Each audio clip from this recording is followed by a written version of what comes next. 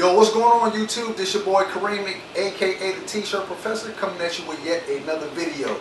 Today we're going to just talk about briefly, sublimation. I've been meaning to get back on here and let you guys know, giving you guys more video content and stuff like that. So I've been busy with the whole COVID thing. You already know what it is. But anyway, this is what it is, man. So sublimation. We're going to get right into it. And so it's a lot different than vinyl, and it's a lot different than plastic solid transfers and things like that. So it comes by weight. So you have to actually print it out on a normal printer, and of course you can't have normal ink. If you're going to have a printer like me, I have an EPSON 7710, and what I did was I converted that from just a regular inkjet printer, and I put in the type of ink that you can, sublimation ink. So I put sublimation ink into it, and I was able to go ahead and convert that, and now I can actually sublimate things. I actually made this t-shirt. This is actually a sublimated t-shirt. It looks a lot faded, and therein lies one of the things that we have to talk about as far as sublimation.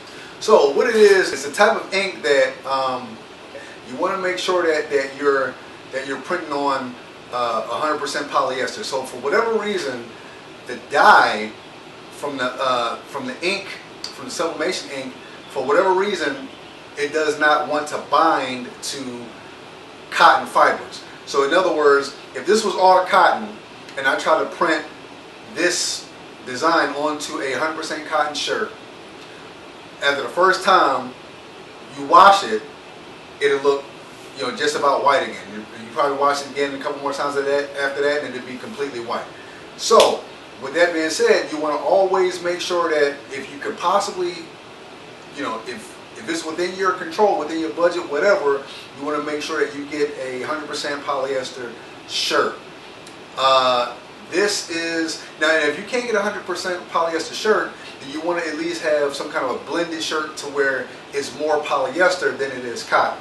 Okay, and that's just the way it is. I don't know why it's like that, but I mean that's just the way it is. So if you're going to do sublimation, you want to make sure that whatever it is that you're printing on, as far as fabric, as far as clothing, whatever, you want to make sure that it is close to 100%, polyester as possible.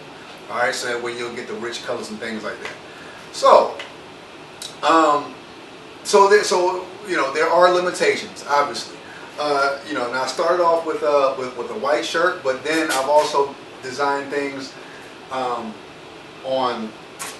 light colored shirts. So typically with sublimation, the rule of thumb is you always want to start off with a white substrate, a white background, a white blank, or whatever.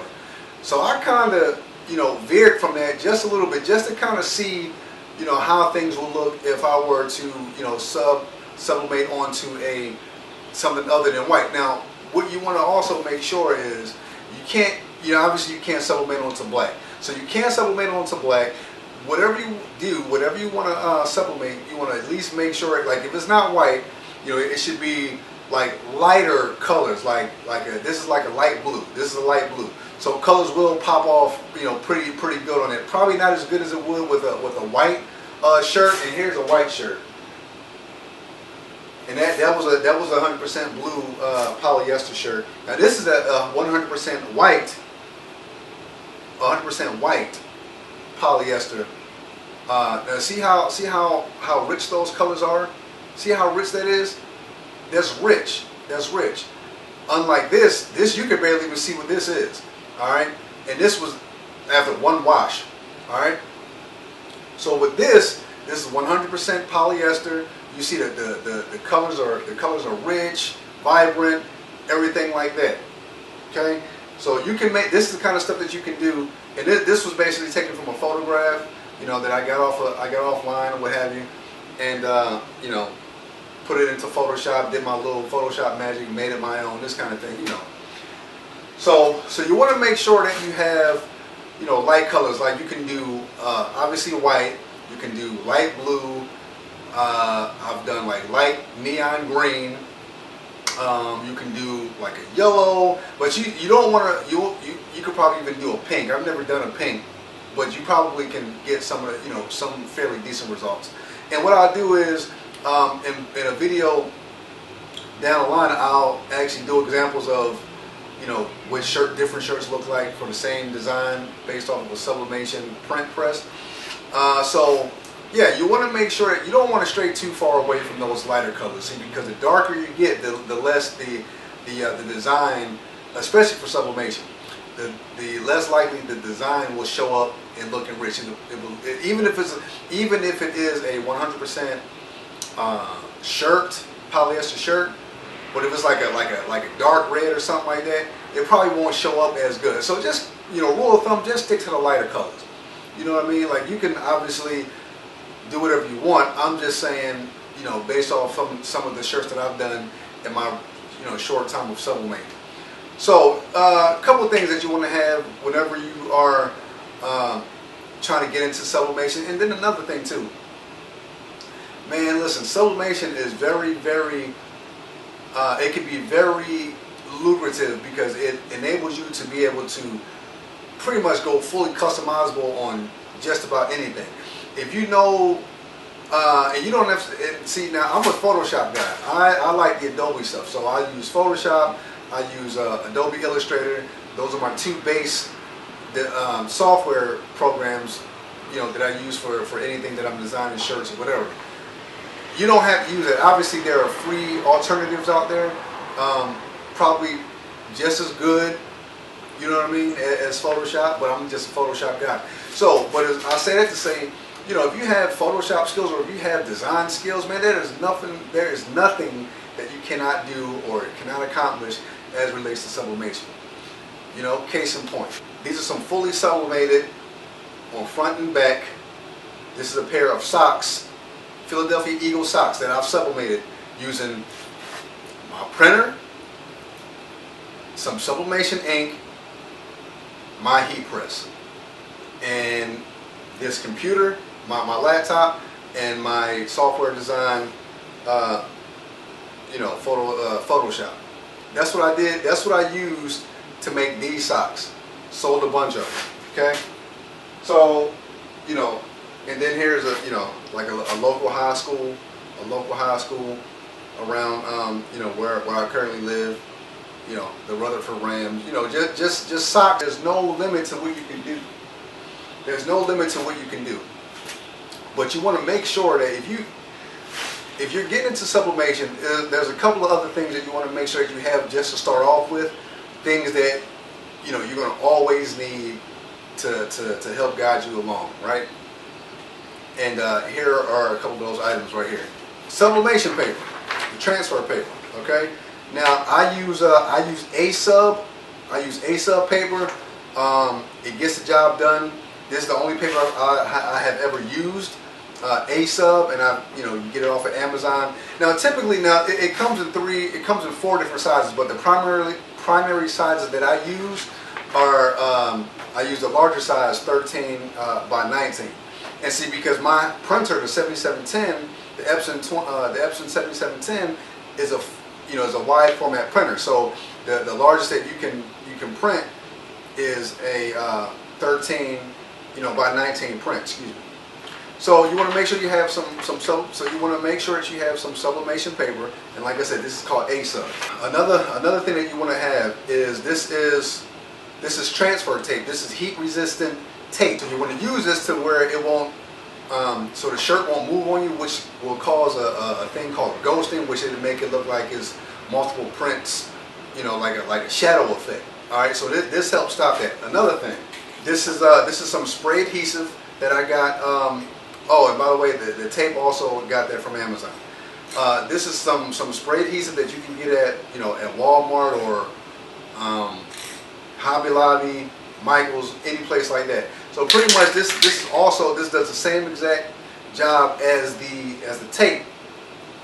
You just spray it on the paper that has the design. You spray it onto the paper, just a light spray.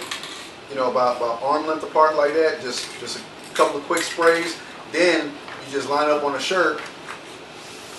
All right, you just press it onto the shirt. It'll keep it stationary, so therefore it won't move. So that's what happens if you don't have the tape, if you don't have the heat transfer tape. So you can use these interchangeably. You can use the transfer tape, or you can use the adhesion. All right, they both work fine. They both, you know, do what they're supposed to do. I just happen to have both just in case, you know, I'm in a rush. I can go ahead and use the spray. All right, so that's what that is. Another thing to use. This is parchment paper or butcher paper. Again, another thing that I've got off of Amazon. Pretty much what this is used for, because the way sublimation works is the ink turns into a gas once it gets hot enough. Okay, you have the potential of, once the ink turns back into a liquid or whatever, it could potentially get onto other things. So anyway, so you want to make sure that you lay it, you know, you tear a piece off almost about the size of your platen for your heat press. All right, so you're gonna lay a layer down on top of the platen. All right, and then you're gonna lay your shirt or your socks or whatever. Lay that down, followed by your sublimation paper with the design on it. You know, whether it's going to be taped or stuck to your shirt. Then what I like to do just to be safe, you know, I like to tear another piece about the same size as the original piece and throw it over the top. So pretty much you're going to have a couple layers. You're going to have paper, shirt, sublimation paper, parchment paper. You have all that. It's better to be safe than sorry. Then you go ahead and press the garment or what have you. There's not going to be any ink spillage, or there's not going to be anything else getting ink on it that shouldn't have ink on it. So that's how it's going to work. So anyway, you know, I just wanted to let you guys know that if you're going to do sublimation, all right, it's pretty easy. It sounds like it could be intimidating, but what I will do, I will make sure that in an upcoming video, I will actually take you through the process of a design, and I will take you through the process of putting design onto a, you know, printing it out, then put it onto a shirt, or I might do socks. You know, either way, you'll see the whole thing from top to bottom, to where, you know, I'll make it look easy. I'll walk it through you guys, walk through it with you guys. It'll be real comprehensive, right? So there it is. That's all the stuff that you need for sublimation. Like I said, just to kind of recap, you know, you're going to need 100% polyester. If you can get your hands on it, I recommend, you know, getting 100% polyester shirt, 100% polyester socks. Okay. If not, then give it, you know, you can get something that has a, if not, you can get something that has a blend of fabrics, meaning you want to make sure that you try to lean more towards the higher percentage of polyester. So you want to have those things. And you obviously want to have a heat press. You obviously want to have a printer. My printer that I use, as I said, is an EPSON 7710 that I converted from a normal printer to a sublimation printer, which is ridiculously easy to do. You know, obviously you want to have a computer. Obviously you want to have some kind of design software. Okay, and that's just the name of it. And you know, and that'll get you started, man. That will definitely get you started. Obviously you want to have the paper. You want to have the parchment paper. You want to have the spray adhesive. You want to have the tape. Also, you want to make sure that the most important thing, okay, that you want to have is the sublimation paper.